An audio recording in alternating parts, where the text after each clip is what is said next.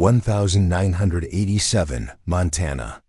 When Clara Hayes collapsed in the barn, bleeding and broken after her third miscarriage, her own mother stood at the ranch gate, demanding her son-in-law return their defective daughter. Like spoiled livestock, but rancher Wade. Sullivan did something that would shake their small town to its core. He chose his wife over his legacy. Would his decision cost him everything his family had built for generations? Or would standing by Clara reveal a truth that changed their lives forever? Before we jump back in, tell us where you're tuning in from, and if this story touches you. Make sure you're subscribed, because tomorrow I've saved something extra special for you. The October wind cut across the Sullivan Ranch like a blade, carrying with it the scent of hay and distant rain. Clara Hayes Sullivan stood at the kitchen window of this sprawling ranch house, her hands submerged in dishwater that had gone cold 20 minutes ago. She wasn't washing dishes anymore, hadn't been for a while. She was staring at the barn where her husband Wade worked, watching his silhouette move back and forth through the open doors. 3 years of marriage. 3 years of trying. 3 pregnancies that never made it past the first trimester.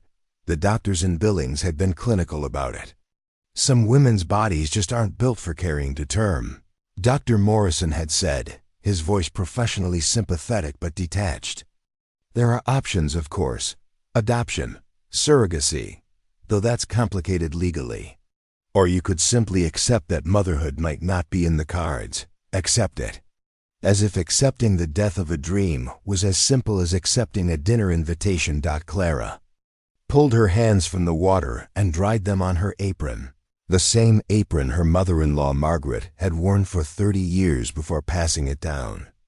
Everything in this house was passed down, the furniture, the traditions, the expectations. The Sullivan Ranch had been in Wade's family for 4 generations, and everyone expected there to be a 5th.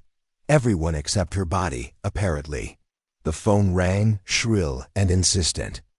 Clara knew who it was before she picked up. Her mother called every Tuesday at 3 o'clock, like clockwork. "Hello, Mama." Clara Zhang. Her mother's voice was tight, controlled. Dorothy Hayes had perfected the art of packing disappointment into 2 words. "How are you feeling?" "I'm fine." "You don't sound fine.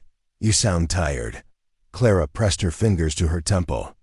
"I'm always tired, Mama. Running a ranch isn't exactly restful work." "That's what I wanted to talk to you about." Her mother's tone shifted, becoming businesslike. "Your father and I have been discussing your situation, and we think it's time you came home." Clara's stomach dropped. "What? Just for a visit?" Few weeks, maybe a month. Give yourself time to rest, to think clearly about your future." "My future is here, Mama, with Wade." "Is it?" The question hung in the air like smoke. "Clara, be realistic. You've tried for 3 years. 3 losses. The doctors have made it clear. The doctors said it's difficult, not impossible." "Don't split hairs with me, girl." Her mother's voice hardened. "You know what this means. Wade needs an heir. The Sullivan Ranch needs an heir. What kind of wife can't give her husband children?" The words landed like stones. Clara had asked herself the same question 1,000 times in the dark hours of the night, lying beside Wade while he slept, his hand resting protectively on her hip even in unconsciousness. "Wade doesn't care about that," Clara said, but her voice wavered. "Maybe not now, but he will. Men always do. And when he does, when he realizes he's wasted his prime years on a woman who can't fulfill her basic duty, where will that leave you? Divorced at 30 with nothing to show for it." "Mama, I need to go." "There's work. Your father spoke to Walter Grimshaw yesterday." Clara froze. Walter Grimshaw owned the feed supply store in town, but more importantly, he had 3 daughters, and was known throughout Clearwater County as a man who valued practical arrangements over romantic notions. What does Mr. Grimshaw have to do with anything? His youngest, Rachel, just finished secretarial school. 22, healthy as a horse, comes from good breeding stock. Walter mentioned she's always admired Wade, thought he was the handsomest man in the county. The implication crashed over Clara like ice water. You're talking about replacement options for your own daughter? I'm talking about reality. Her mother's voice was cold now, all pretense of maternal concern stripped away. Wade is a good man from a good family with good land. If you can't hold up your end of the marriage bargain, someone else will. Better it happens now while you're still young enough to start over. Maybe find a man with lower expectations. A store clerk maybe, someone who doesn't need sons to pass a legacy to. Clara's hand trembled as she gripped the phone. I'm hanging up now. Clara Jang Hayes, it's Clara Sullivan. She slammed the phone down hard enough to make the bell inside ring. For a long moment, she stood there, breathing hard, her mother's words echoing in her skull. What kind of wife can't give her husband children? The same question she'd asked herself 100 times.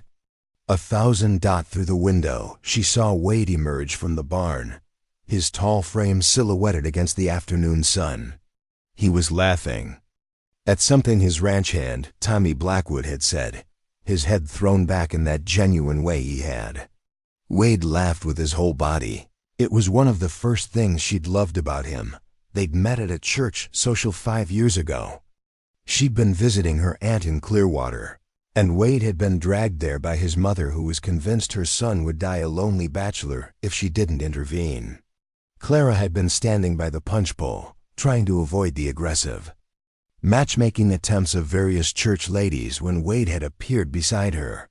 If you're looking for an escape route, he'd said quietly, there's a door behind the piano that leads to the garden.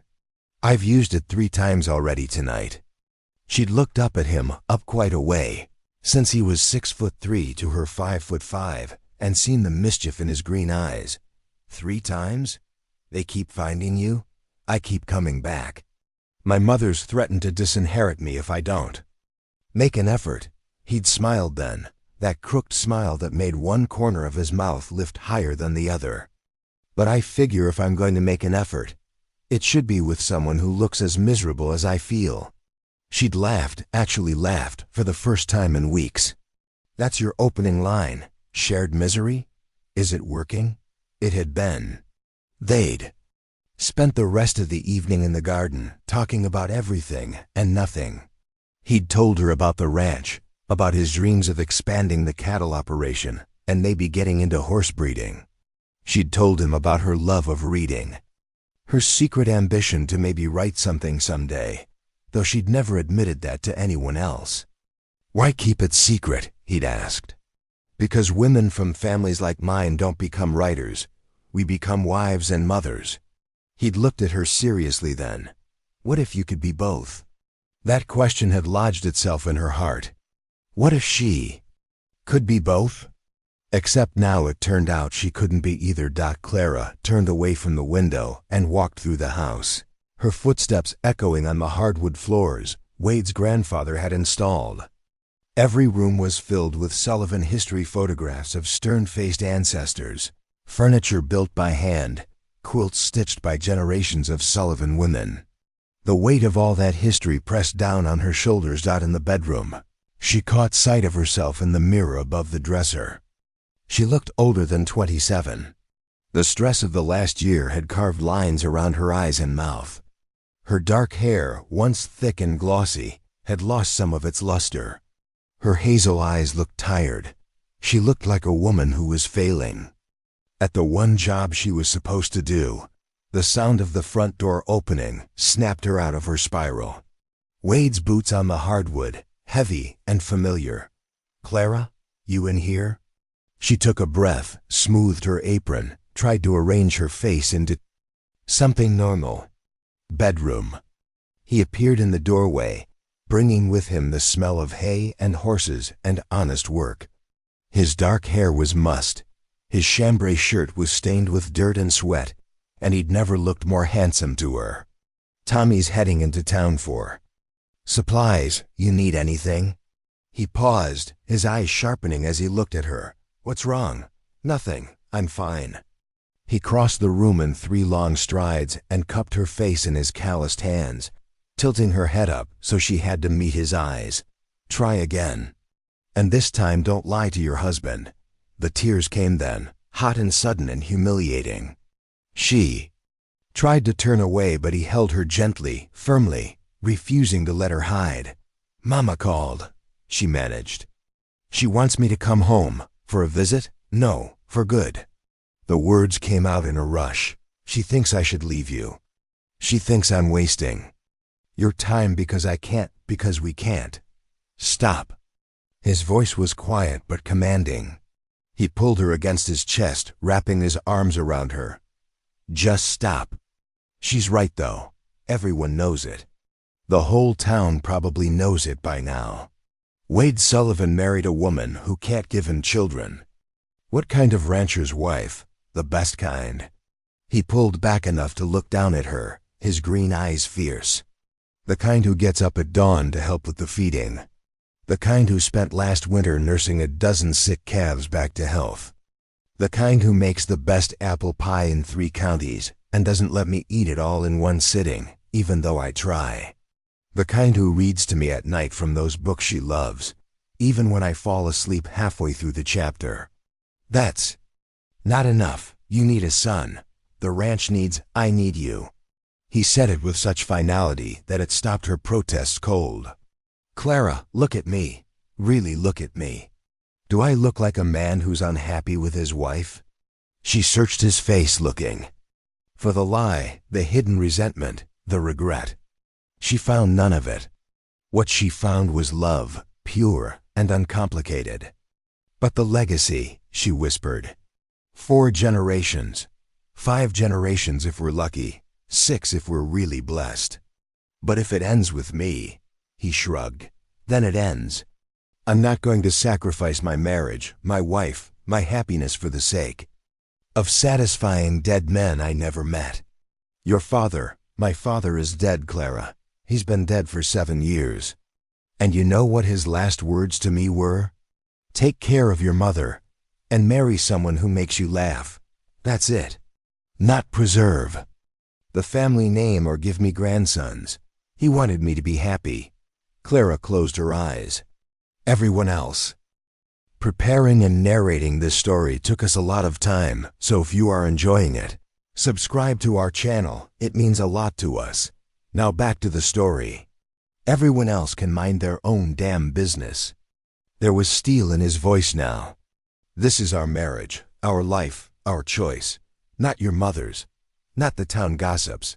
Ours. She mentioned Rachel Grimshaw. Wade went very still. What about her? She said Rachel always admired you. That she's young and healthy and comes from good breeding stock. The bitterness in Clara's voice was sharp enough to cut. For a long moment, Wade didn't speak. Then, to her surprise, he started to laugh. Not a cruel laugh, but genuine amusement. Rachel Grimshaw?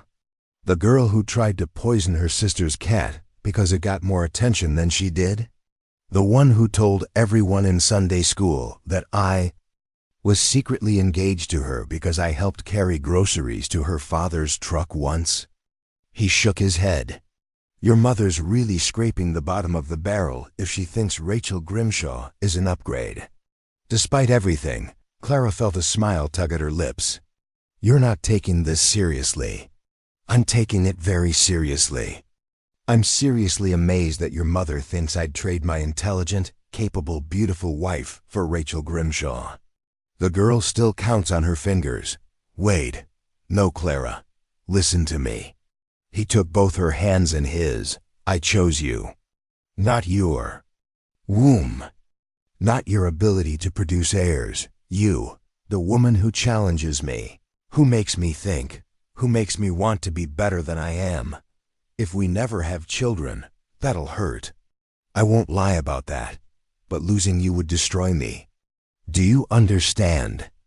The difference? She wanted to believe him. God, how she wanted to believe him. What if you change your mind? She whispered. What if 5 years from now, 10 years from now, you wake up and realize what you've given up? Then I'll remember this conversation and be grateful all over again that I married a woman who cares so much about my happiness that she'd consider leaving to give me a chance at something else. He pressed his forehead to hers. But that's not going to happen. You're stuck with me, Clara Sullivan, for better or worse.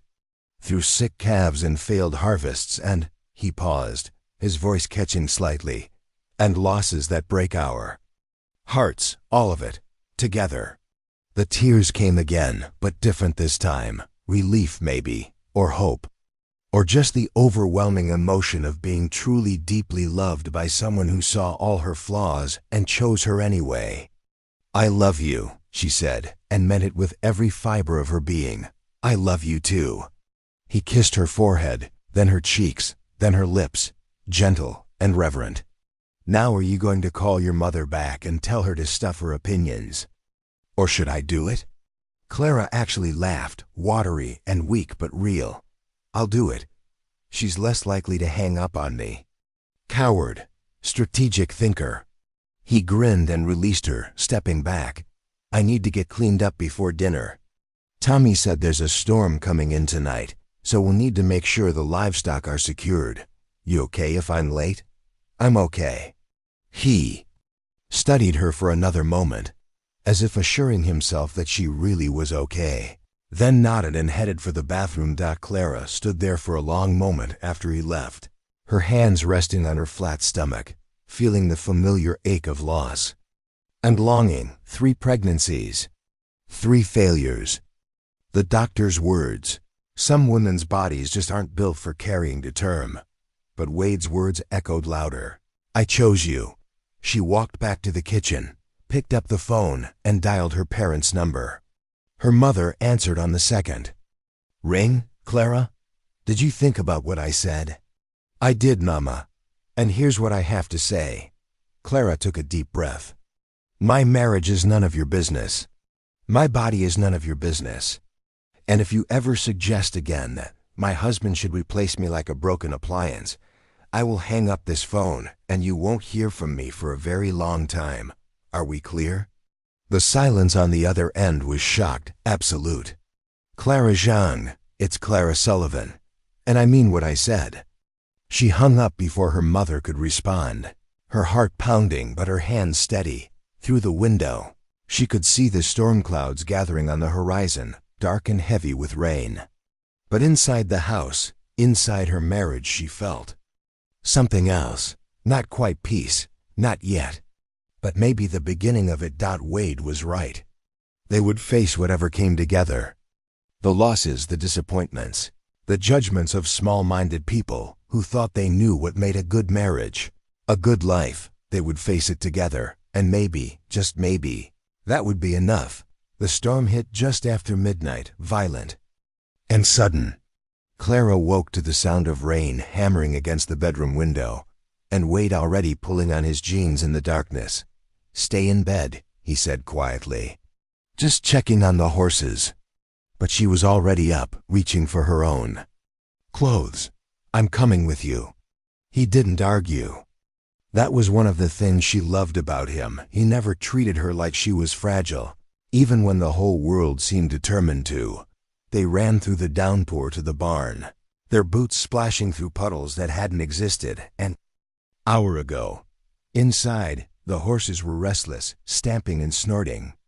Wade moved through the stalls with practiced efficiency, checking each animal, speaking in low, soothing tones. Clara was refilling a water trough when she felt it, a sharp, sudden cramp low in her abdomen. She froze, her hands gripping the edge of the trough. No, not again. Please, not again. But her body had never listened to her prayers before. Why would it start now? Another cramp, stronger this time.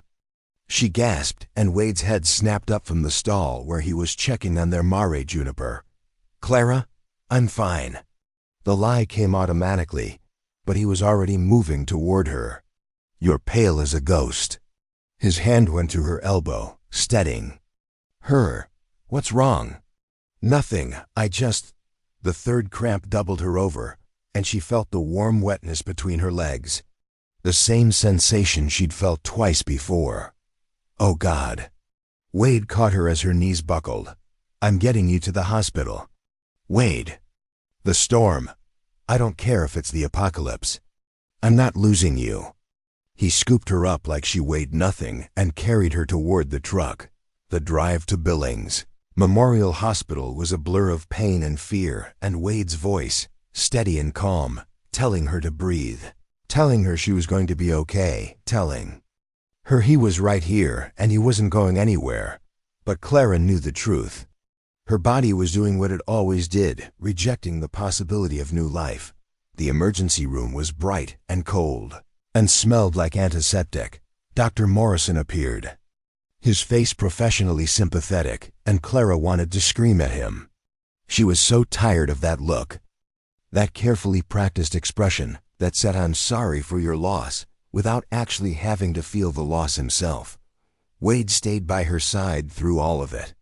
The examination, the ultrasound that confirmed what she already knew, the quiet conversation with Dr. Morrison about options and next steps, and whether they should consider seeing a specialist in Seattle. Mrs. Sullivan, Dr. Morrison said gently, I know this is your third miscarriage. At this point, we need to have a serious conversation about whether continuing to try is the best choice for your physical and mental health. What are you saying? Wade's voice was tight. I'm saying that repeated pregnancy loss takes a toll, not just emotionally, but physically. Each miscarriage increases certain risks, and the psychological impact. So you're telling my wife to give up. I'm telling her to consider all her options, including the option of accepting that biological children may not be possible. Clara lay on the hospital bed, staring at the ceiling tiles, counting them.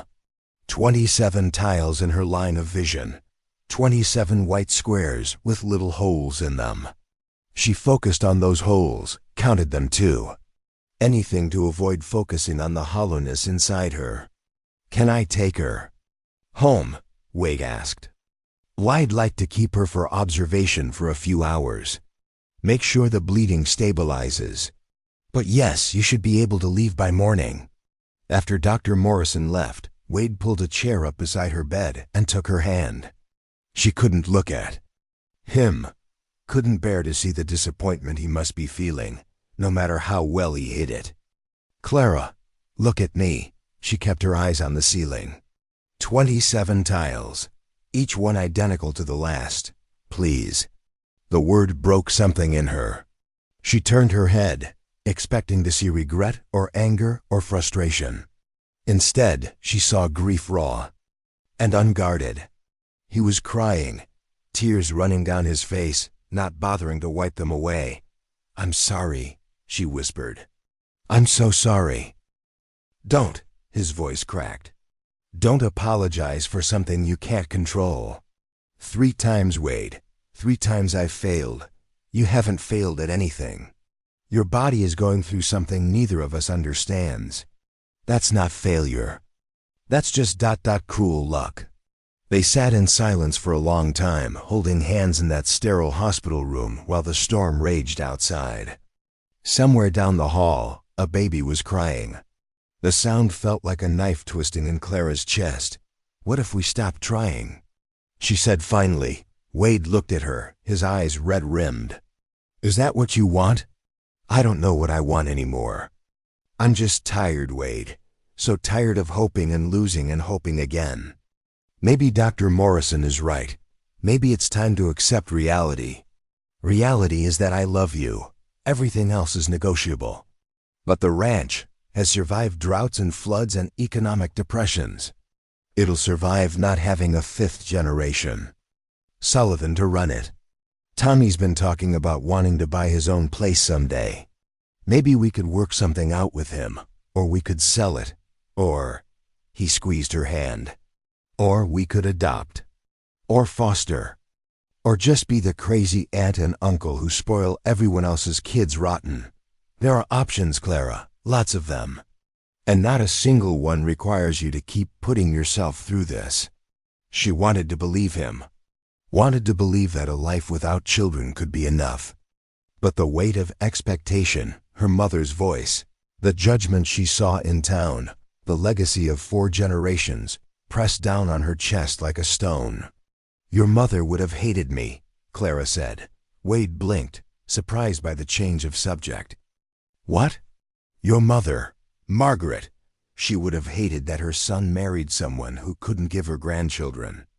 "My mother," Wade said slowly, "spent the last year of her life telling me that the most important thing in a marriage was finding someone who made you want to come home at the end of the day.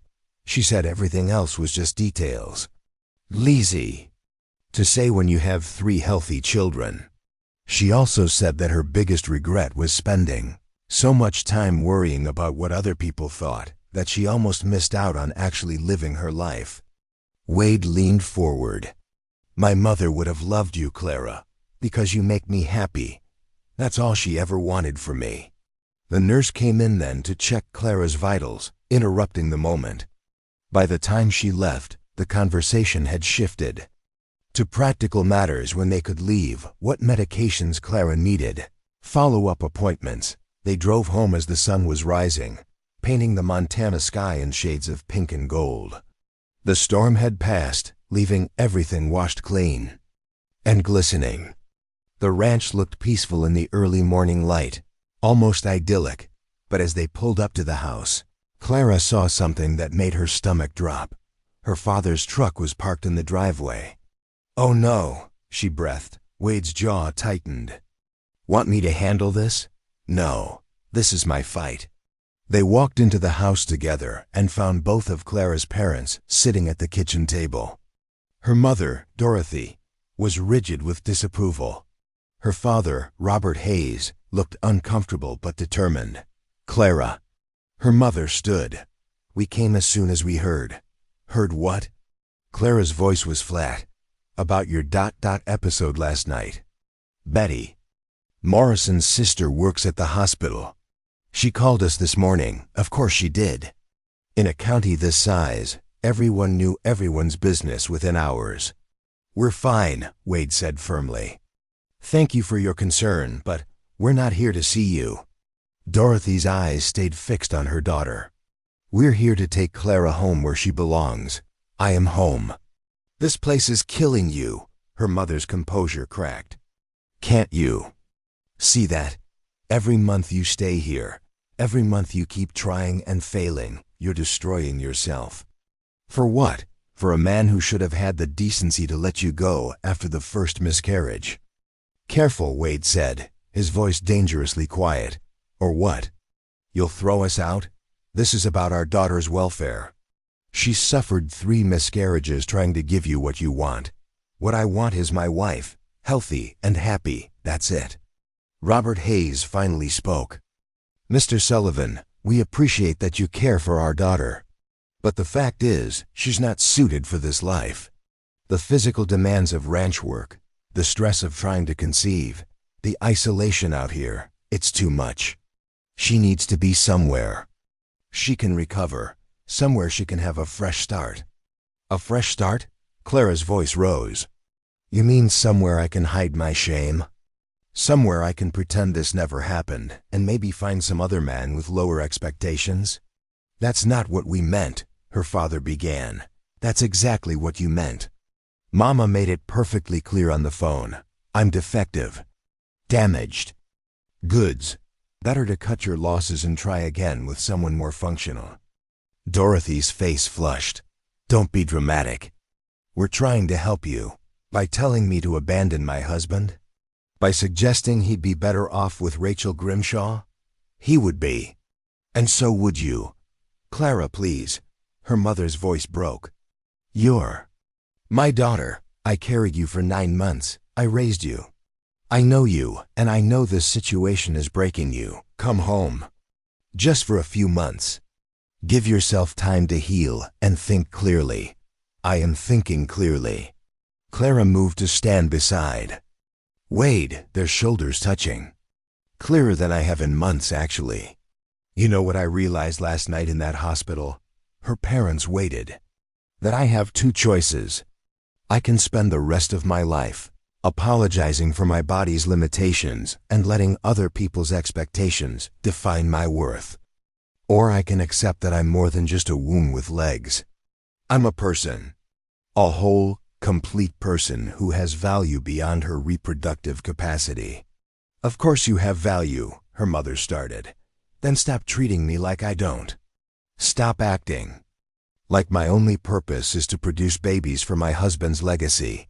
Stop telling me I'm failing at the one job that matters. Clara's voice shook, but she pushed forward. I'm a good wife. I work hard. I love my husband. I take care of our home and our animals and our land. And if that's not enough for you, then that's your problem, not mine. Robert stood, his face troubled. Clara, be reasonable. I am being reasonable. You're the ones who drove 2 hours in the middle of the night to tell me to leave my husband. We're trying to save you from a lifetime of heartbreak. You're trying to save yourselves from embarrassment. The words came out harder than Clara intended, but they were true. You're embarrassed that your daughter can't fulfill her wifely duties. You're embarrassed by the gossip. You're embarrassed that the Hayes family reputation is being damaged by my defective uterus.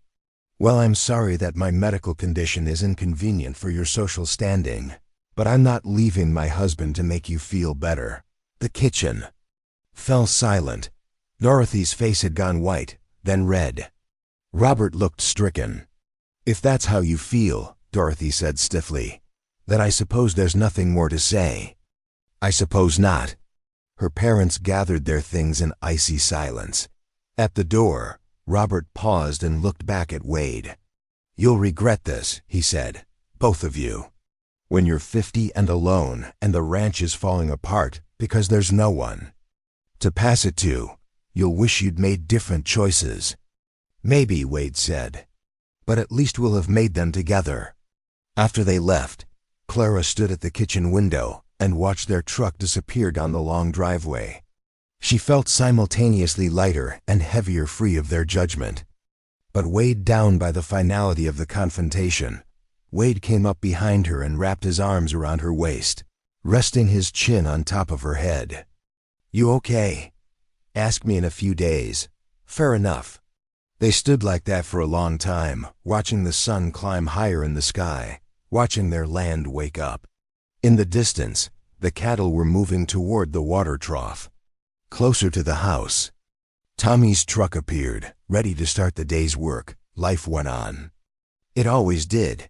Yeah? Thank you for choosing me. His arms tightened around her. Every single day, Clara. Every single day, I'll keep choosing you.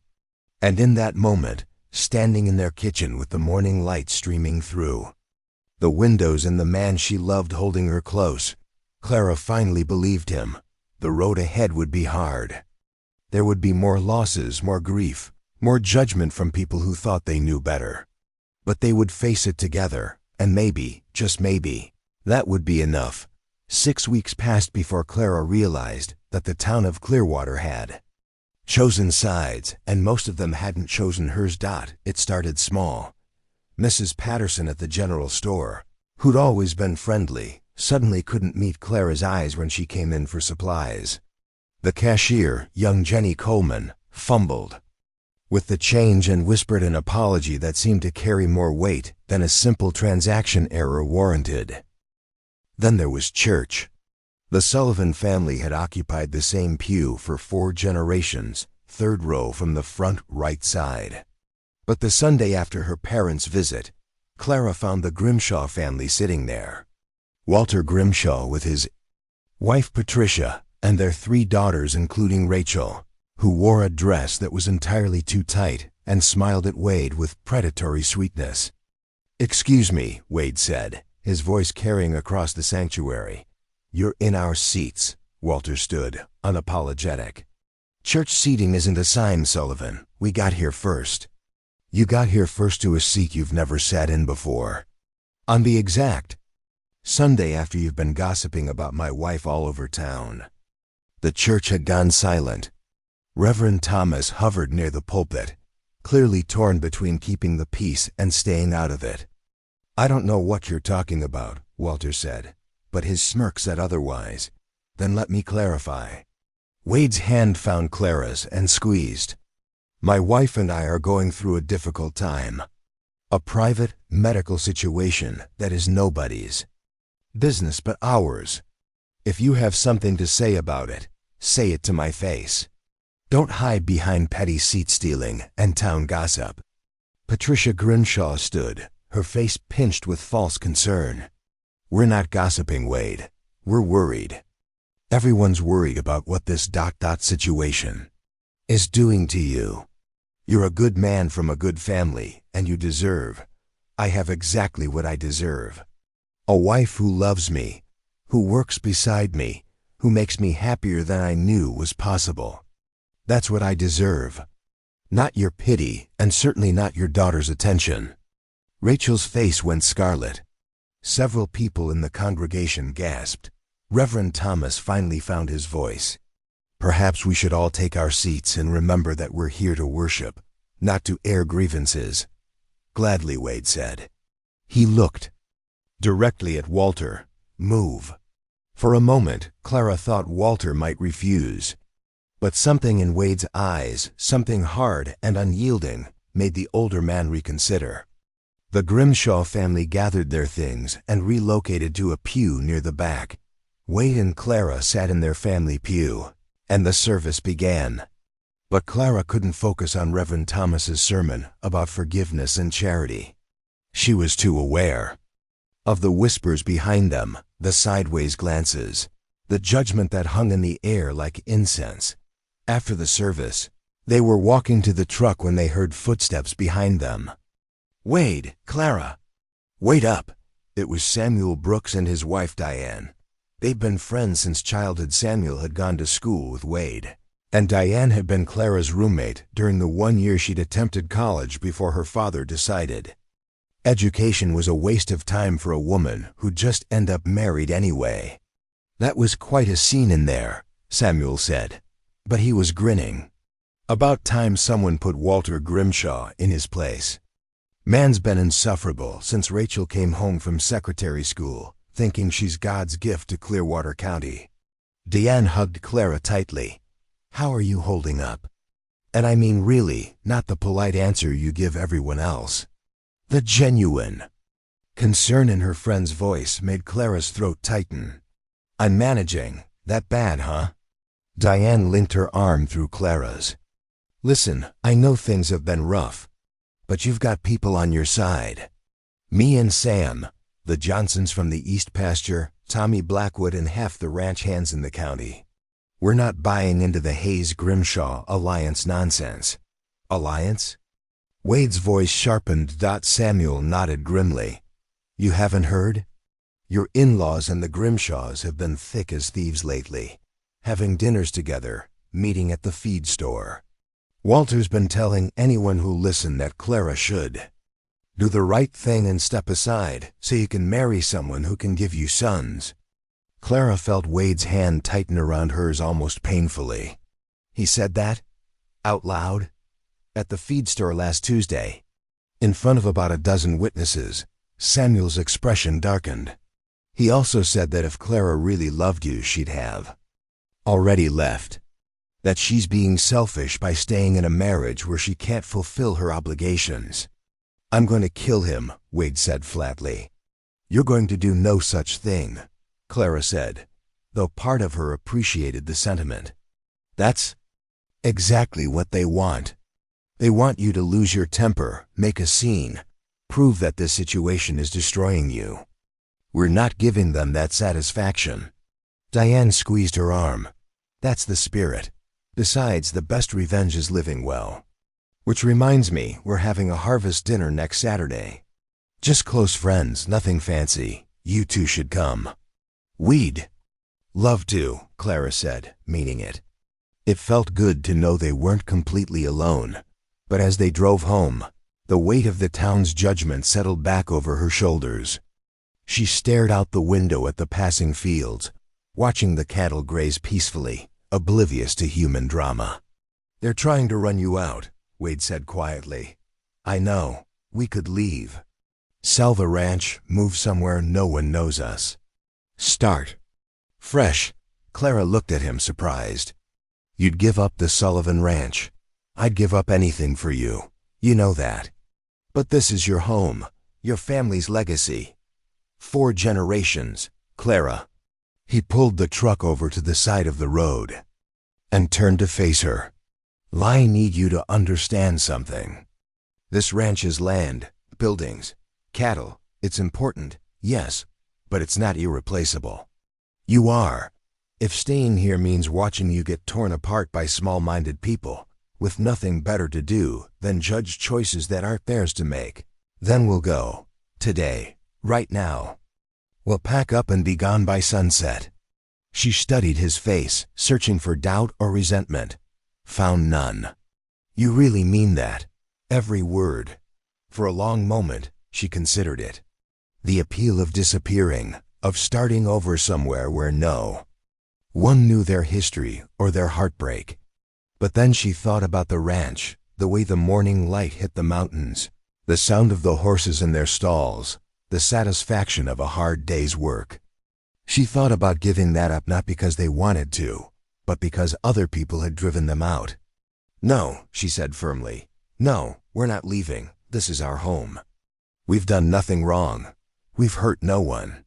Our private medical situation is nobody's business, and I'll be damned if I let Dorothy Hayes and Walter Grimshaw chase us off our own land. A slow smile spread across Wade's face. That's my girl. Besides, Clara added, if we left, they'd just say we couldn't handle the pressure, that we ran away. I'm not giving them that story to tell. Wade pulled her across the bench seat and kissed her, hard and decisive. Have I mentioned lately that you're magnificent? Not since breakfast. Unacceptable. I'll have to be more diligent. They drove the rest of the way home in comfortable silence, but Clara's mind was racing. If they were going to stay, if they were going to weather this storm of judgment and gossip, they needed to be strategic. Reactive defiance wasn't enough. They needed to live their lives so fully, so successfully, that no one could point to them and see failure. That evening, while Wade was checking the evening feed, Clara sat at the kitchen table with a notebook and started making plans. The ranch had been running on autopilot for too long, maintaining but not growing. What if they changed that? When Wade came in for dinner, she showed him her notes. What's all this? A business plan. You've been talking about expanding into horse breeding for years. What if we actually did it? Wade sat down, studying her notes with growing interest. This is detailed. I've been reading a lot. Your mother had an entire shelf of books about ranch management and livestock breeding that I never paid much attention to before, but I've been going through them the last few weeks. She tapped the notebook. There's a market for working horses, cattle horses, ranch horses. And with your knowledge of training and my organizational skills, we could make it work. This would require a significant investment, new facilities, breeding stock time. We have some savings. And Tommy mentioned his brother works in construction, maybe. We could work out a trade for labor. Plus, if we're busy building something, we won't have time to worry about what the town gossip are saying. Wade leaned back, a thoughtful expression on his face. You've really been thinking about this. I need something to focus on besides ... She gestured vaguely at her midsection. Besides what my body can't do, I need to focus on what I can do. What we can do together. Show me more. They spent the next 3 hours going over her plans, refining them, adding Wade's expertise to Clara's research. By the time they went to bed, they had the skeleton of a real business expansion. It wasn't just a distraction, it was a possibility. The following Monday, Wade drove into town to talk to contractors and price materials, while Clara stayed home to manage the daily ranch operations. She was in the barn, treating a cow with mastitis, when she heard a car pull up through the barn door. She saw her mother's sedan. Clara's first instinct was to hide, to pretend she wasn't home. But that was the old Clara, the one who avoided confrontation. The new Clara, the one who'd stood up to her parents in her own kitchen, walked out to meet her mother head-on. Dorothy Hayes got out of the car, looking older than Clara remembered. The 6 weeks since their confrontation had carved new lines around her mouth and eyes. Mama. Clara. Her mother's voice was stiff. I came to talk. If you're here to try again to convince me to leave Wade, I'm here to apologize. Clara stopped mid-sentence. What? Dorothy looked uncomfortable, her hands twisting the strap of her purse. May I come in? This isn't a conversation for the driveway. Warily, Clara led her mother into the house. She didn't offer coffee or any of the hospitality rituals that would normally accompany such a visit. She simply stood in the kitchen, arms crossed, and waited. Her mother took a deep breath. I spoke to Dr. Morrison last week. You did what? I called him. I wanted to understand what you were going through, medically. I thought maybe he was downplaying it, or maybe you were exaggerating, or ... Quote, she trailed off. I don't know what I thought, but I needed to hear it from a doctor. You had no right. I know. He told me as much. Refused to discuss your medical details, which was proper of him. But he did tell me something else. Dorothy met her daughter's eyes. He told me that he sees dozens of women every year in your situation. That miscarriage is far more common than anyone talks about. And that the way society treats women who experience it, the shame, the secrecy, the judgment, it makes everything worse. Clara said nothing. He also told me, her mother continued, that the worst thing families can do is make those women feel like they've failed at being women. That the psychological damage from that kind of rejection can be worse than the physical trauma of the losses themselves. And I realize that's exactly what I've been doing to you. Dorothy's voice cracked. I've been so focused on what you couldn't give Wade, what you couldn't give the Sullivan family, what you couldn't give your father and me in terms of grandchildren, that I forgot to care about what this was doing to you. Clara felt her defensive walls wavering but held firm. You told me to leave my husband. You suggested he replace me with Rachel Grimshaw. I know. And I was wrong. Terribly, horribly wrong. Tears were streaming down Dorothy's face now. Clara, you're my daughter, my only child. And instead of supporting you through the most painful experience of your life, I made it worse. I added to your burden. I made you feel like you had to choose between your marriage and your family. You did make me choose. I know. And I'm here to tell you that you made the right choice. Dorothy took a shaky breath. Wade loves you. Really. Loves you in a way your father and I. Well, we married for practical reasons. Compatibility, family expectations, land boundaries. We've made it work, but it's not what you and Wade have. And I think maybe I resented that. I resented that my daughter had something I never did, and I wanted to tear it down rather than celebrate it. Clara felt tears pricking her own eyes but blinked them back. That's a lot to admit. It's the truth, and you deserve the truth. Her mother moved closer. I can't undo the things I said. I can't take back the pain I caused. But I can promise to do better going forward. If you'll let me. What about Daddy? Is he sorry too, or just you? Dorothy's face fell. Your father. He's having a harder time with this. He sees things very black and white. In his mind, a marriage's purpose is children, and without that possibility, the marriage has failed. I've been trying to change his thinking, but he's stubborn, like his daughter. A ghost of a smile crossed Dorothy's face. Yes, like his daughter. She hesitated. Clara, I'm not asking for immediate forgiveness. I know I don't deserve it. But I'm asking for a chance. A chance to be the mother I should have been from the beginning. A chance to support you, not judge. You. Clara looked at this woman who'd given birth to her, raised her, and then tried to dismantle the life she'd built. She thought about grudges and forgiveness, about the cost of cutting people out versus the cost of letting them back in. I need time, she said finally. I can't just forget everything that happened. I understand. And you need to understand something else. Wade and I are a team. We're building something here, not just a ranch, but a life. A real partnership. If you're going to be part of my life, you need to respect that. No more suggestions that he'd be better off with someone else. No more treating me like I'm broken. No more alliances with the Grimshaws. Dorothy winced. You heard about that. Small town, Mama. Everyone hears everything. I'll talk to Walter. Tell him to back off. And Rachel? I'll make it clear that particular ship has sailed. Her mother paused. For what it's worth, I never actually thought Wade would be interested in her.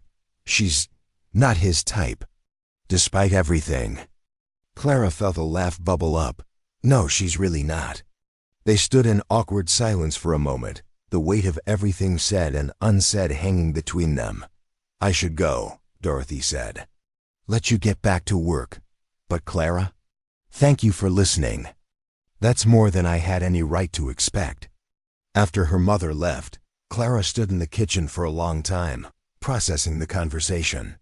The apology felt genuine, but trust once broken wasn't easily repaired. Still, it was something. A beginning. Maybe. When Wade came home that afternoon, loaded down with material quotes and contractor recommendations, she told him about Dorothy's visit. Do you believe her? He asked. I think so. But believing someone is sorry and trusting them not to hurt you again are two different things. Fair enough. He pulled her close. How do you want to handle it? Carefully, slowly. I told her I needed time. Then we'll take time. He kissed the top of her head. Now want to hear about the lumber prices? Because I think we can actually afford to start this horse breeding operation sooner than we thought. As they sat at the kitchen table, going over numbers and plans and possibilities, Clara felt something shift inside her. Not healing, it was too soon for that, but maybe the beginning of something new. They were building a future that didn't depend on children or family approval or town acceptance. They were building it together on their own terms. And maybe that was the real legacy. Not bloodlines or family names, but the life you created through your own choices, your own work, your own love. The phone rang during dinner, startling them both. Wade answered, listened for a moment, then held it out to Clara. It's Diane Brooks. Clara took the phone. Hello, Clara. Thank God. Listen, I just heard something from my cousin who works at the county clerk's office. Walter Grimshaw has been asking questions about your property boundaries, deed records, water rights. I don't know what he's planning, but it's not good. Clara's blood ran cold. Why would he be looking into our property? I don't know, but my cousin said he was very interested in the creek that runs through both your properties. Said something about historical water rights and prior claims. After she hung up, Clara relayed the information to Wade. His face had gone hard. The creek feeds our cattle water in the south pasture. If he's trying to claim water rights, he could cut off access. Is that legal? It might be, if he can prove some historical precedent. My grandfather and Walter's father had an agreement about the creek, but I don't know if it was ever formalized in writing. Wade stood pacing. This is retaliation for the church. For turning down Rachel. For not falling in line with whatever plan he and your parents cooked up. Mama said she'd talk to him. Talking won't matter if he's already filed paperwork. I need to get to the county clerk's office first thing tomorrow, see what he's actually filed. Clara felt a chill run through her. They'd thought the worst of it was behind them, the miscarriages, the family confrontation, the town gossip. But this was different. This was someone actively trying to harm their livelihood. What do we do? Wade stopped pacing and looked at her, his jaw set with determination. We fight. We get a lawyer, we protect our interests, and we show Walter Grimshaw that the Sullivans don't go down easy. This is going to get ugly. It already is ugly, but we've weathered ugly before. He pulled her into his arms. And we'll weather this, too, together. Clara held on to him, drawing strength from his certainty, even as fear gnawed at her stomach. They'd wanted to build something new, something hopeful. Instead, they were going to war with a man who had the resources and connections to make their lives very difficult. But as Wade held her, his heart beating steady against her ear, she remembered what her mother had said. That Wade loved her in a way that was rare and precious. That they had something worth fighting for, so they would fight. Whatever came next, they would face it together, and somehow, that made even the prospect of war feel bearable. The law office of Mitchell and Crane occupied a narrow building on Main Street, sandwiched between the pharmacy and the insurance agency. Wade and Clara climbed the stairs to the second floor, their footsteps echoing in the quiet hallway. It was 8 in the morning, and they were the first appointment of the day. Lawrence Mitchell was a man in his 60s with silver hair and shrewd eyes that seemed to take in everything at once. He gestured for them to sit in the worn leather chairs across from his desk. "So," he said, steepling his fingers, "tell me about Walter Grimshaw." Wade laid out the situation, the social pressure, Rachel's obvious interest, the confrontation at church, and now the inquiries about their water rights. Lawrence listened without interruption, occasionally making notes on a yellow legal pad. When Wade finished, Lawrence sat back in his chair. "I've known Walter Grimshaw for 30 years. He's a vindictive son of a bitch when he thinks he's been slighted, but he's also sloppy. Gets so focused on revenge that he forgets to cover his legal bases." "So we have a case?" Clara asked. "Oh, you have more than a case. You have him over a barrel, if what you've told me is accurate." Lawrence pulled a thick folder from his desk drawer. "I took the liberty of pulling the deed records and water rights documentation for both properties last night after you called. Your grandfather and Walter's father did indeed have an agreement about the creek, and it was formalized in writing. Filed with the county in 1952. Relief flooded through Clara. "So he can't cut off our water access?" "Not only can he not cut it off, but the agreement stipulates that any attempt to do so would result in a penalty payment to the Sullivan family of $5,000, which in 1952 was a substantial sum. Adjusted for inflation, we're talking about something closer to $50,000 today." Wade let out a low whistle. "And Walter doesn't know this?" "I doubt it. The filing is old enough that it's not in the computerized records yet. You'd have to know to look for it specifically in the archives. Walter probably assumed that because his father and your grandfather were friends, everything was handled with handshakes and verbal agreements." Lawrence smiled grimly. "But your grandfather was smarter than that.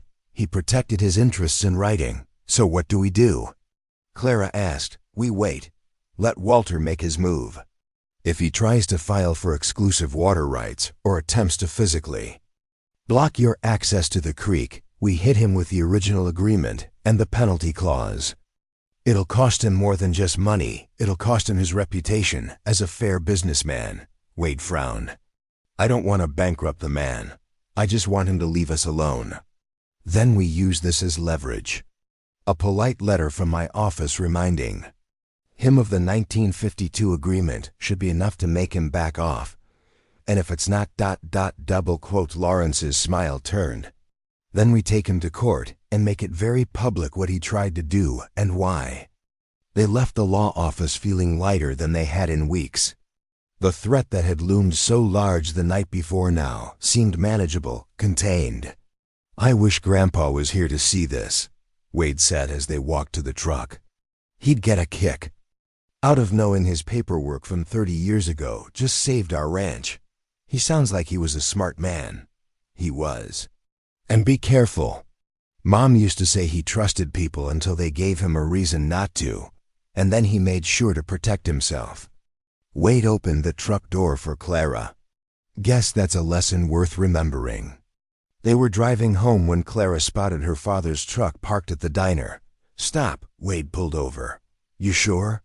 He needs to know about Walter's scheme.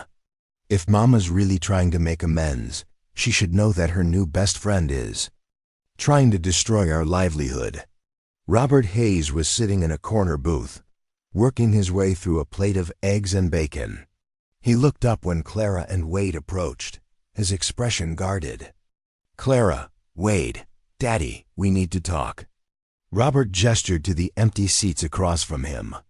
"Sit." Clara slid into the booth, Wade beside her. She laid out what they'd learned about Walter's attempt to claim their water rights, watching her father's face darken with each detail. "That snake," Robert said when she finished. "I knew he was bitter about the church business, but this is low even for Walter." "You didn't know?" Clara asked. "Of course I didn't know. Your mother and I might have had some foolish ideas about your marriage, but we'd never try to sabotage your livelihood. That single quotes double quotes." He shook his head. "That's criminal." "It's handled," Wade said. "We've got a lawyer, and we've got documentation proving our rights to the water. But I thought you should know what kind of man you've been associating with." Robert's jaw tightened. "I appreciate that. And for what it's worth, that association is over as of now. I'll make sure everyone knows what Walter tried to do." "Daddy, you don't have to." "Yes, I do. Clara, your mother and I have made mistakes, big ones. But that doesn't mean I'm going to stand by while someone tries to ruin my daughter's life." Out of spite, he looked at Wade. "I still think you married too young. I still think ranch life is harder than it needs to be. But I can see that you love my daughter and she loves you. That counts for something." It wasn't a full apology. It wasn't complete accepted. But it was something, and right now Clara would take it. "Thank you," she said quietly. They left Robert to his breakfast and drove back to the ranch. Tommy was waiting for them in the driveway, his expression troubled. "We've got a problem," he said without preamble. Wade's hand tightened on the steering wheel. "What kind of problem?" "Two of the fence posts on the south property line were cut last night. Clean cuts, like someone used bolt cutters. About 30 head of cattle wandered onto Grimshaw's land before I noticed this morning."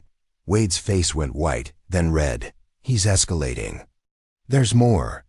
I found boot prints in the mud near the fence. Fresh ones. Someone was out there after the rain last night."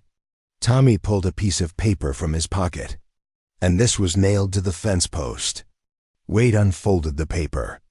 Clara leaned over to read it. "Return the cattle by noon, or they'll be impounded for trespassing.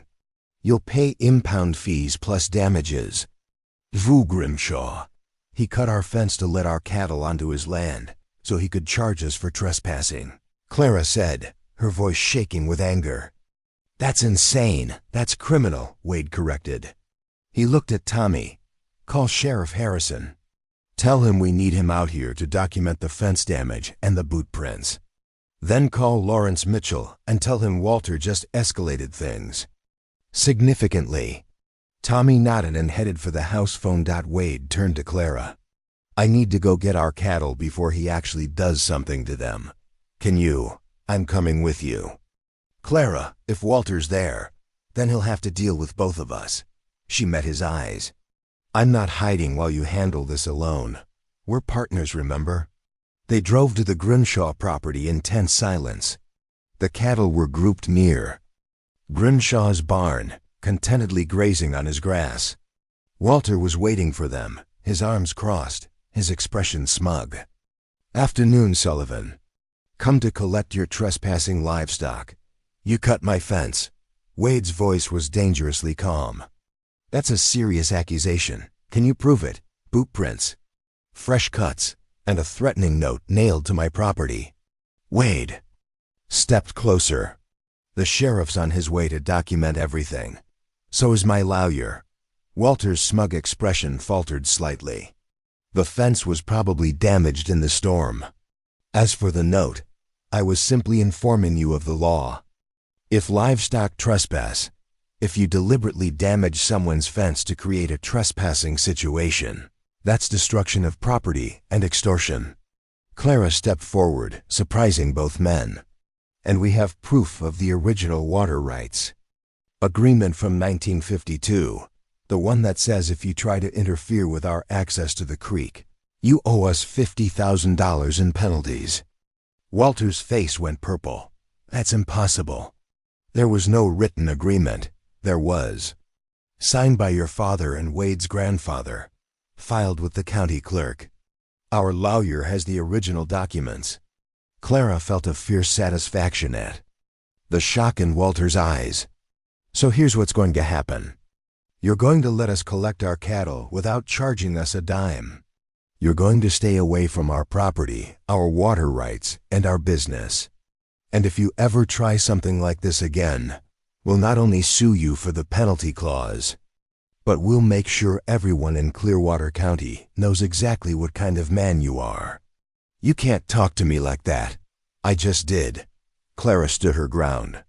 And here's something else you should know. My father is ending his association. With you, my mother already has. So your little scheme to isolate us and force us apart? It failed. We're still here. We're still together. And we're stronger than we were before you started this nonsense. Wade was staring at her with something like awe. Walter looked like he'd swallowed something rotten. Get your cattle off my land, Walter finally said, his voice tight. Gladly. They spent the next hour herding the cattle back through the damaged fence. Tommy and Sheriff Harrison arrived halfway through, the sheriff documenting everything with photographs and notes. By the time they finished, Walter had retreated to his house, refusing to come out even when the sheriff knocked on his door to get his statement. He knows he's caught, Sheriff Harrison said, tucking his notebook away. I'll file a report.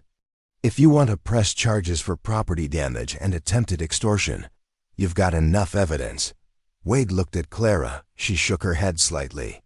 Not yet, Wade told the sheriff. But if he tries anything else, we'll file immediately. Fair enough.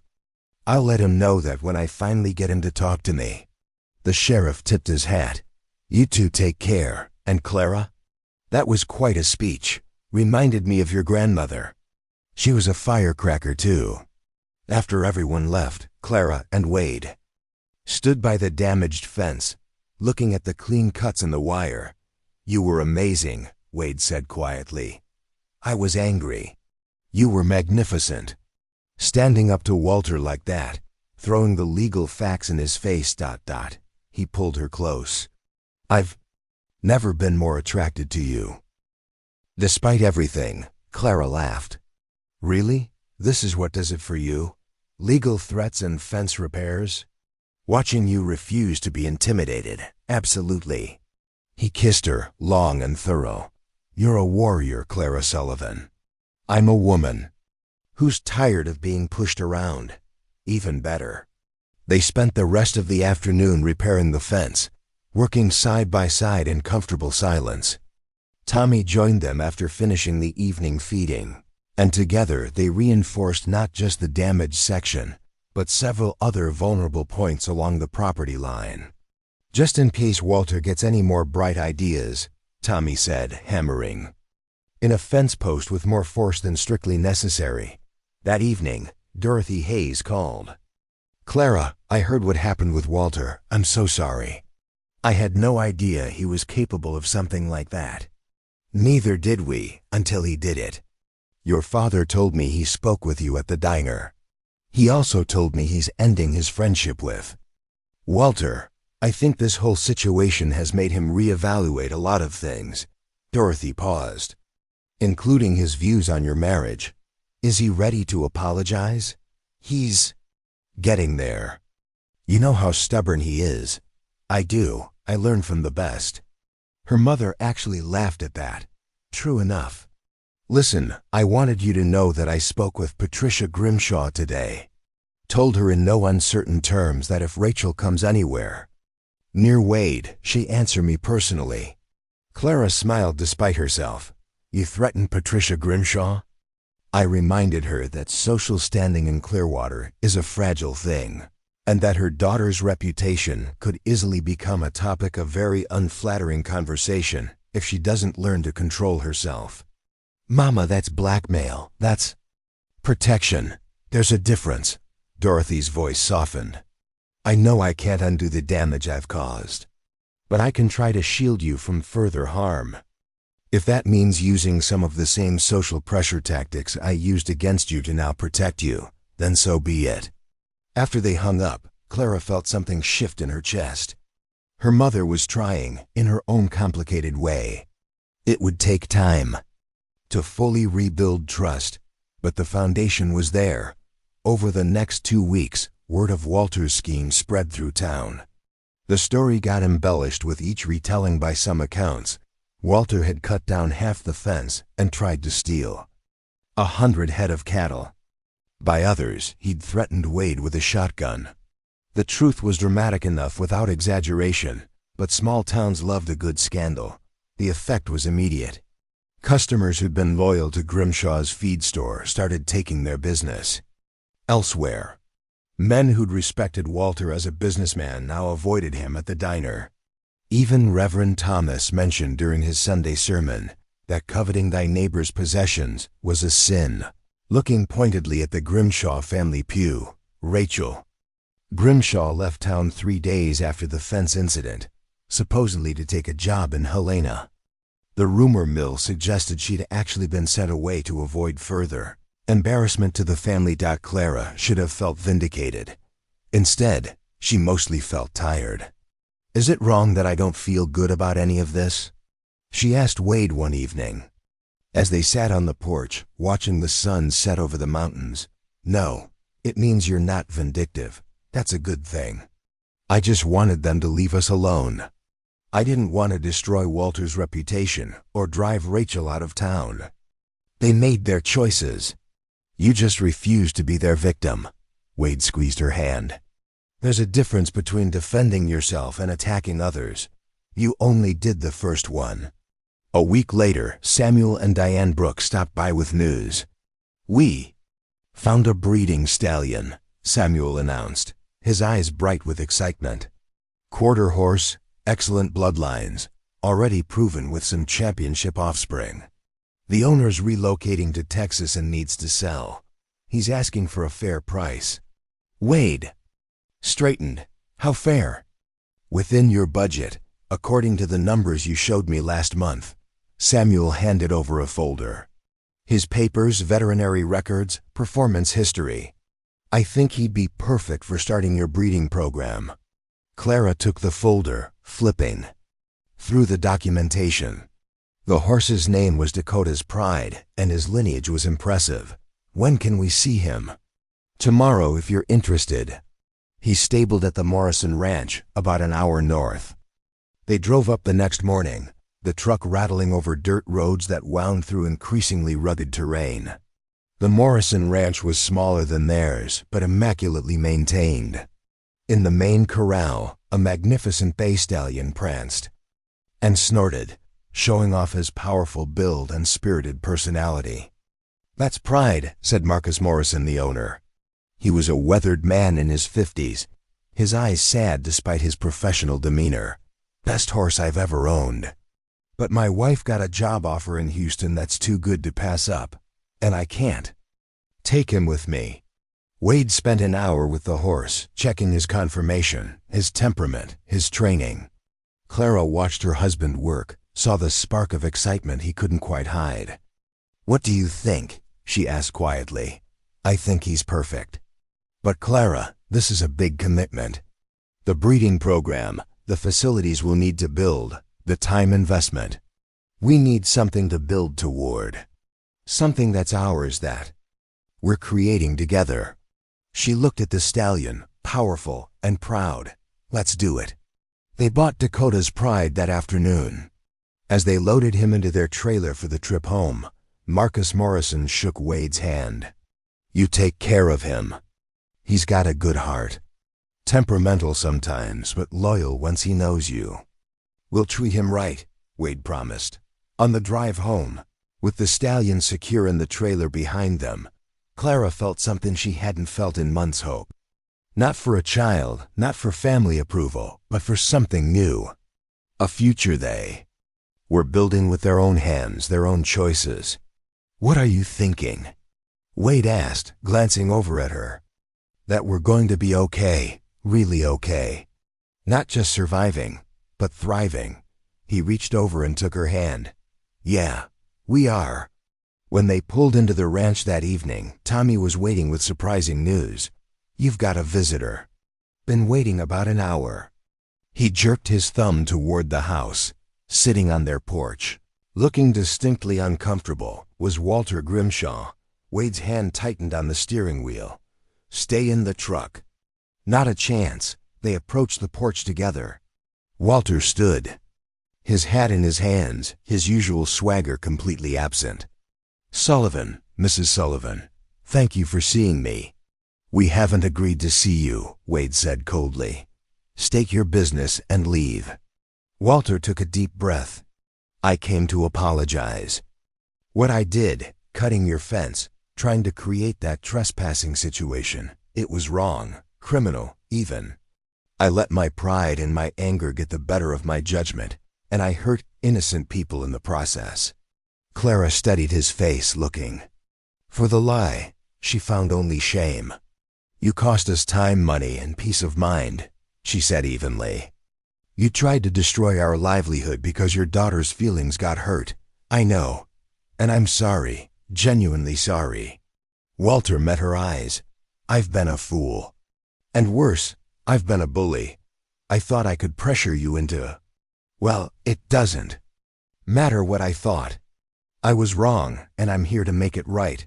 How? Wade asked. I'm paying for all the fence repairs. Already arranged it with your ranch hand. The materials and labor will be covered. Walter pulled an envelope from his pocket. And this is a check for the value of the grazing time your cattle lost, plus a penalty for my behavior. Wade took the envelope, opened it, and whistled low. This is twice what the damages cost. Consider the extra apology fee. Walter shifted his weight. I'm also withdrawing any and all inquiries about your water rights. Your access to the creek is undisputed. And I'll put that in writing if you want. We want, Clara said immediately. I'll have my lawyer draw it up tomorrow. Walter put his hat back on. I don't expect forgiveness. I just wanted you to know that I'm done causing trouble. You'll have no more problems from me or my family. He turned to leave, then paused. For what it's worth, Mrs. Sullivan, you gave me a piece of your mind that day at my barn. Told me you were stronger together than before I started causing trouble. You were right, and it made me realize I've been weak, using my position and my connections to bully people smaller than me.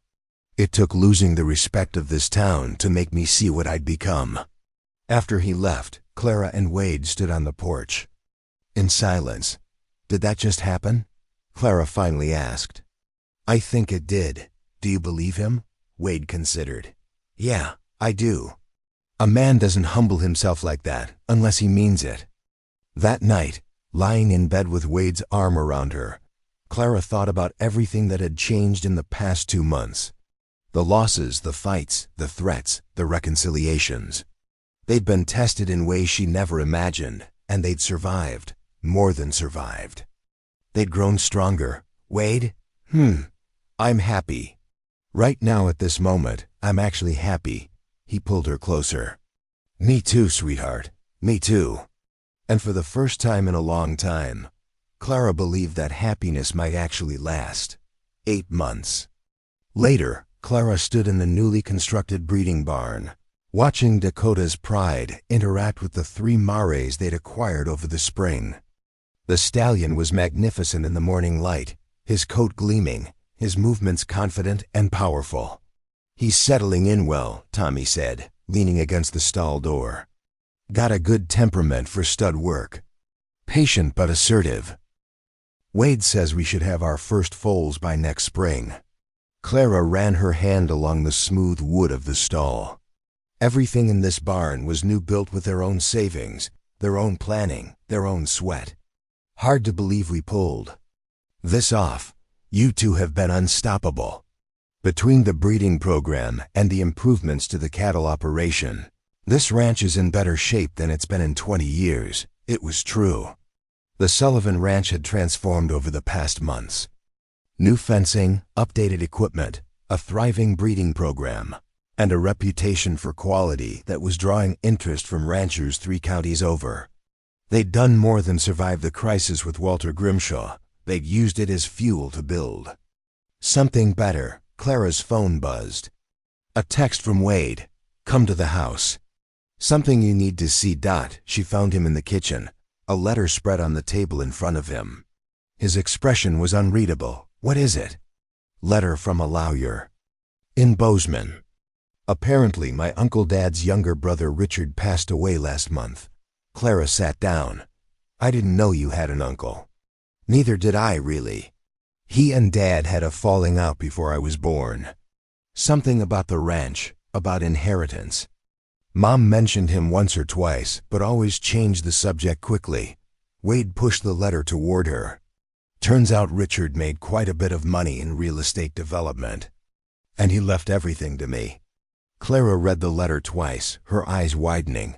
"Wade, this is a substantial inheritance. $250,000, plus some property in Bozeman." He leaned back in his chair. "The lawyer says Richard followed my life from a distance. Knew about the ranch, about our marriage, even about the troubles we've had. He specifically structured the inheritance so it couldn't be challenged or contested. Why didn't he ever reach out? Pride, probably. Same thing that keeps a lot of families apart." Wade looked at the letter again. "But he included a note. Says he was impressed by how we handled adversity. That we reminded him of what his brother, my father, would have wanted the Sullivan legacy to be about. Hard work, loyalty, standing by your commitments." Clara felt tears prick her eyes. "He knew about the miscarriages? Small-town news travels. But here's what he wrote at the end." Wade picked up a separate piece of paper, his voice thick as he read. "Legacy isn't about bloodlines. It's about the life you build and the example you set. You've built something worth preserving. This money is to help you keep building." They sat in silence for a long moment, the weight of unexpected kindness settling over them. "What do you want to do with it?" Clara finally asked. Wade reached across the table and took her hand. "I was thinking we could expand the breeding program. Maybe buy that adjacent 40 acres that came up for sale last month. Hire another ranch. Hand so Tommy's not working himself to death." He paused. "And maybe take a vacation. A real one. When's the last time we left Clearwater for more than a day?" "Our honeymoon, 4 years ago." "Exactly. We deserve some time to just be. No ranch work, no town drama, no pressure, just you and me." The idea was both terrifying and thrilling. "Where would we go?" "Anywhere you want." That evening, they drove into town for dinner at the diner. Friday night ritual they'd recently reclaimed. The hostess, Mary Chun, seated them in their usual booth with a warm smile. The whispers and stares that had plagued them months ago were gone, replaced by friendly nods and genuine greetings. They were halfway through their meal when Diane and Samuel Brooks slid into the booth across from them. "Don't mean to interrupt," Diane said, "but I have news I couldn't wait to share. Remember how I mentioned my cousin works for the County Historical Society?" Clara nodded. "Well, they're doing a project documenting pioneering families and their contributions to the region. They want to feature the Sullivan Ranch. Apparently, your grandfather's water rights agreement is considered a model of early conservation cooperation protecting resources while respecting multiple stakeholders' needs." Wade looked stunned. "They want to feature us?" "Not just a feature. They want to include it in the traveling exhibit about sustainable ranching practices in Montana. Your story, how you've modernized while respecting tradition, how you've built a breeding program, how you've navigated challenges, it's exactly the kind of thing they want to showcase." Samuel grinned. "You two are about to become the poster children for successful family ranching. How does it feel?" "Surreal," Clara admitted. But underneath the shock, she felt something else, pride, not the arrogant kind, but the quiet satisfaction of knowing their hard work meant something beyond themselves. After Deanne and Samuel left, Wade reached across the table and laced his fingers through Clara's. "Remember when you were standing in our kitchen, convinced you were a failure because you couldn't have children? Don't let me finish. You thought you had nothing to offer. That you were breaking some sacred covenant by staying in a marriage where you couldn't produce an heir." His thumb traced circles on the back of her hand. "Look at what you've built instead. A thriving business, a stronger ranch. A model of resilience that's going to be held up as an example for other families.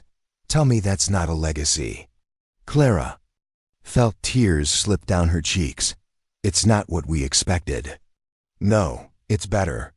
Because we built it together on our own terms, without letting anyone else's expectations define what our marriage should look like." The door to the diner opened, and Clara's parents walked in. She tensed automatically, old wounds still tender despite the fragile peace they'd built over recent months. Dorothy saw them immediately and, after a brief word with Robert, headed toward their booth. Clara braced herself. "Clara, Wade, do you have a moment?" "Of course," Wade said, ever polite. Dorothy slid into the booth beside Clara, close enough that their shoulders touched. "I wanted you to be the first to know. Your father and I are selling the farm." Clara's head snapped around. "What? Why?" "Because we're tired. Tired of the work, tired of the isolation, tired of trying to maintain something that doesn't bring us joy anymore." Dorothy's voice was calm, matter of fact. "We're buying a smaller place closer to town, something manageable. And we're using part of the proceeds to set up a trust." "A trust for what?" "For you and Wade, for the ranch, for whatever future you choose to build." Dorothy met her daughter's eyes. "It's our way of saying we believe in you, both of you, and that we're sorry for ever suggesting you weren't enough exactly as you are." Clara couldn't speak. Wade's hand tightened around hers. "You don't have to say anything," Dorothy continued. "In fact, I'd prefer it if you didn't. This isn't about earning your forgiveness.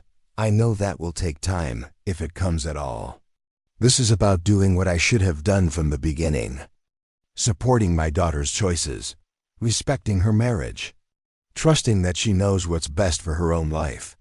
Robert appeared at the edge of the booth then, looking uncomfortable but determined. "Your mother's right. We've been fools. Proud, stubborn fools who tried to force our vision of success onto a life that didn't need our interference." He cleared his throat. "Wade, you're a good man. Better than I gave you credit for.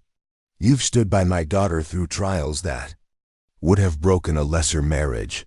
That deserves respect." "Thank you, sir," Wade said quietly. "As for you," Robert looked at Clara and his voice cracked. "You're stronger than I ever imagined. Watching you build this life, stand up to bullies, refuse to let anyone diminish you, you've made me proud. I should have said that months ago, years ago. But I'm saying it now. I'm proud of you, Clara Zhang." Clara couldn't hold back the tears anymore. She stood and hugged her father, feeling his arms come around her in a way they hadn't since she was a child. "Thank you, Daddy," she whispered. After her parents left, Clara and Wade sat in the booth, neither quite able to process what had just happened. "Your father called you strong," Wade said, wondering in his voice. "I know. Your mother set up a trust." "I know." "Clara? Yeah? I think we just got our family back." She looked at him, at this man who had never wavered, never doubted, never let the world's judgment shake his commitment. "We never lost the family that mattered. We just gained the rest of them back." 2 weeks later, they were standing at the Billings airport, boarding passes in hand. Wade had chosen Seattle close enough to get home quickly if needed, far enough to feel like a real escape. 5 days with no ranch work, no obligations, just exploration and rest. As the plane lifted off, Clara looked down at the patchwork of ranches and fields below, finding their property even from this height The new barn was visible, a bright spot of fresh lumber. The creek snaked through both their land and what used to be Grimshaw territory. Walter had sold his ranch 3 months ago and moved to Wyoming, seeking a fresh start of his own. "What are you thinking?" Wade asked. "That year ago, I thought my life was over, that I'd failed at the one thing I was supposed to do, and everything else would just be enduring. And now? Now I know that life isn't about fulfilling some predetermined role. It's about finding meaning in unexpected places, building something with the person you love, creating a legacy that matters, even if it's not the legacy everyone expected." Wade kissed her temple. "When did you get so wise?" "When I married a man who refused to let me believe I was anything less than treasure. The week in Seattle was a revelation. They explored Pike Place Market, took a ferry to the islands, ate at restaurants where no one knew their history or their struggles. They were just Wade and Clara, a couple on vacation, laughing and holding hands and remembering what it felt like to simply enjoy each other without the weight of judgment or expectation. On their last evening, they sat on the hotel balcony overlooking Elliott Bay, watching the ferries cut through the dark water. "I've been thinking," Clara said, "about fostering." Wade turned to look at her. "Yeah? Not right away, but someday. There are kids who need homes, who need love. We have space, resources, stability, and I think I'd like to share what we've built with someone who needs it. You're sure? No one would blame you if you wanted to keep this life just for us. I'm sure, not to fill some void or prove something to anyone, but because we have something worth sharing, love, security, a place where someone could heal and grow." She met his eyes. "What do you think?" "I think you're remarkable. And I think any kid who ends up at our home would be incredibly lucky." He pulled her close. "Let's finish getting the breeding program established, get through our first foal season, then we'll look into it seriously." "Deal." They flew home the next day, landing in Billings to find Tommy waiting with the truck and a grin. "How was the big city?" "Excellent," Wade said. "How's the ranch?" "Still standing. Dakota's been pining for you, though. Mopey as hell." When they pulled up to the ranch house, Clara felt something settle in her chest. This was home. Not perfect, not without its scars and struggles, but home nonetheless. The following Sunday, they attended church, the first time since the confrontation with Walter months ago. As they walked down the aisle, Clara half expected whispers or stares. Instead, they were greeted with warm smiles. Mrs. Patterson from the general store waved them over to sit with her family. The Johnsons invited them to a barbecue the following weekend. During the sermon, Reverend Thomas spoke about grace and second chances, about communities that lift each other up rather than tear each other down. His eyes swept the congregation. As he spoke, inclusive and challenging at once. "We all stumble," he said. "We all make judgments we shouldn't, 'cause harm we later regret. The question isn't whether we'll be perfect, none of us will be. The question is whether we'll learn from our mistakes and do better, whether we'll celebrate success instead of resenting it, whether we'll support our neighbors through their trials rather than using those trials as fodder for gossip." After the service, as people milled around in the parking lot, Patricia Grimshaw approached them. She looked older, worn down by the events of the past year. "Clara, Wade, I wanted to apologize for my family's behavior. Walter told me about his fence cutting scheme before he left. I'm ashamed I didn't try harder to stop him." "Water under the bridge," Wade said. "Still, what we tried to do, was unconscionable." And Rachel... Patricia sighed. "She's doing better in Helena. Growing up, finally. She sends her apologies too, though I know those ring hollow after everything." Clara surprised herself by touching the older woman's arm. "We all make mistakes. What matters is learning from them." After Patricia walked away, Wade pulled Clara close. "Look at you, extending grace. Don't sound so surprised." I learned from the best. That evening, as they sat on the porch watching the sun set over the mountains, Clara thought about everything. They'd survived, the losses that had broken her heart, the judgment that had nearly broken her spirit, the threats that had tested their resolve, and she thought about what they'd built in spite of it all. A thriving ranch.